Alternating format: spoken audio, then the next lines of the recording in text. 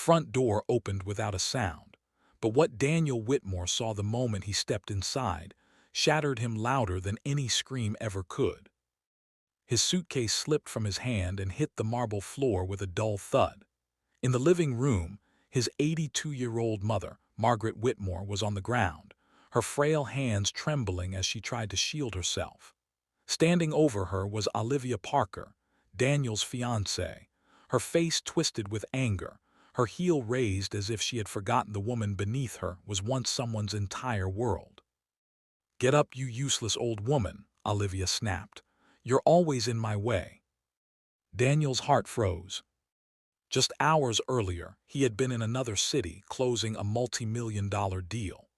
The meeting ended sooner than expected, and on a whim, missing home, missing his mother, he decided to return early.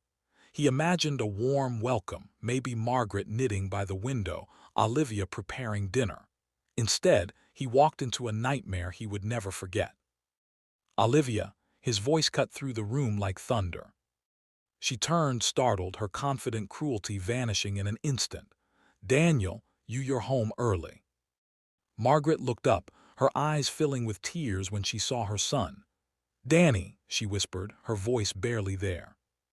Daniel crossed the room in 2 strides and knelt beside his mother, helping her sit up. His hands shook as he checked her arms, bruises, fresh and old.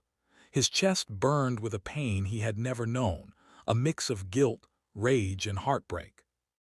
"How long?" he asked quietly, not looking at Olivia.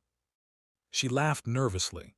"You're overreacting." She fell. "She's dramatic. You know how old people are."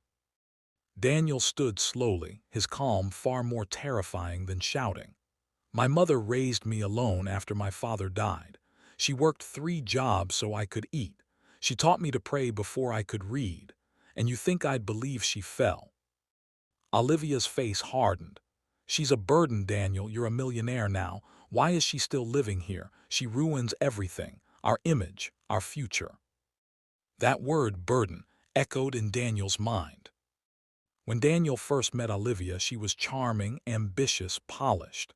She admired his success, praised his generosity, and spoke sweetly to Margaret, at least when he was around.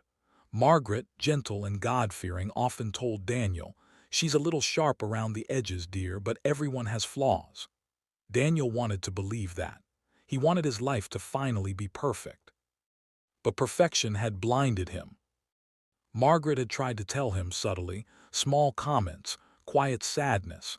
"Olivia gets impatient when you're away," she once said. "I might move to my sister." Daniel dismissed it as guilt for being in the way. That guilt now crushed him. Daniel walked to the door and opened it. "Get out." Olivia stared. "Excuse me." "Pack your things and leave, now." "You can't be serious," she scoffed. "This is my home, too."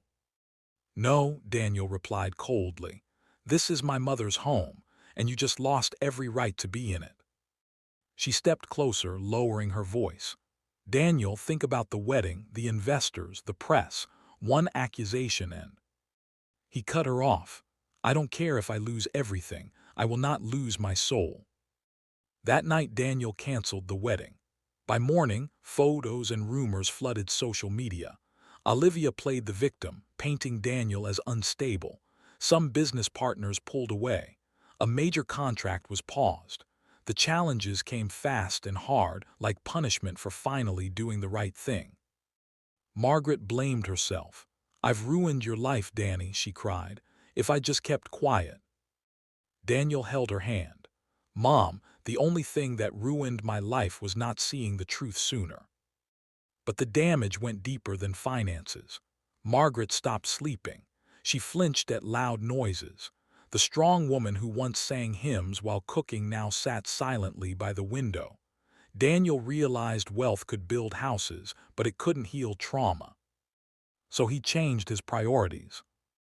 He stepped back from his company and took Margaret on a quiet trip to the countryside where he grew up. Every morning they walked slowly through fields. Every evening Daniel cooked dinner, just like she once did for him. They prayed together again. One night Margaret finally spoke. "I was scared, Daniel, not of her, but of losing you. I thought if I complained, you'd choose her." Daniel broke down. "I will never choose anyone over you." Months passed. Olivia faded from headlines. The paused contract returned, not because Daniel begged, but because his integrity became known. People talked. Employees noticed the changes. He started a foundation for elderly abuse victims, funding safe homes and legal aid. The final challenge came unexpectedly. Daniel received a letter from Olivia's lawyer. She was suing him for emotional distress. His advisors urged him to settle quietly. "Pay her off, it's easier." Daniel refused. In court, Margaret took the stand.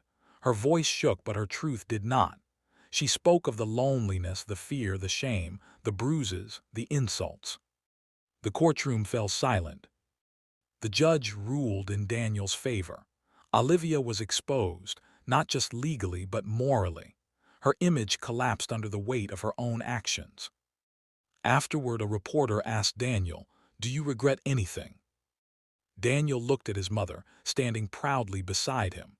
"Only that I didn't come home early sooner." Years later, Margaret sat in the front row of a small church as Daniel spoke at an event for caregivers. His voice was steady, his message simple. "Success isn't measured by money," he said. "It's measured by how we treat the most vulnerable among us. If we abandon those who raised us, no amount of wealth can save us." Margaret smiled, tears in her eyes. Daniel was still a millionaire. But more importantly, he was a son who chose love over image, truth over comfort, and compassion over pride. And that choice changed everything.